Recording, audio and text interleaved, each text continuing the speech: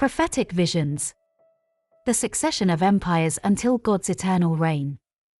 The book of Daniel recounts the life of a Jew deported to Babylon, who demonstrates his faithfulness to God despite court pressures and trials, such as the lion's den.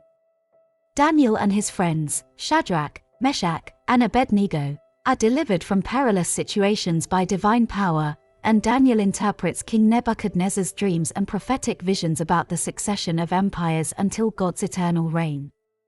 Part 1. Historical accounts from chapters 1 to 6. Daniel at the court of Babylon. Daniel and his companions are deported to Babylon and choose to remain faithful to God, even by refusing to eat the king's food and bowing before an idol. The interpretation of dreams. Through his wisdom and God's favor, Daniel interprets King Nebuchadnezzar's dreams, which elevates him to a position of power and allows him to save his life and the lives of the wise men of Babylon. The trials of the friends, Shadrach, Meshach, and Abednego, are thrown into a blazing furnace for refusing to worship a golden image, but the Lord delivers them.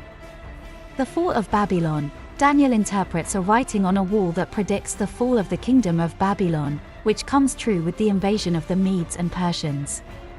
The lion's den. Daniel is thrown into the lion's den for disobeying a decree prohibiting prayer to any god other than the king, but God saves him again. Part 2. Prophetic Visions from chapters 7 to 12. Visions of empires. Daniel has prophetic visions concerning the rise and fall of earthly kingdoms, depicting the succession of Babylon, Persia, Greece, and Rome, until the coming of an eternal kingdom. The Messiah and the Last Days. The book contains prophecies about the coming of the Messiah, a time of great tribulation for God's people, and the resurrection of the dead.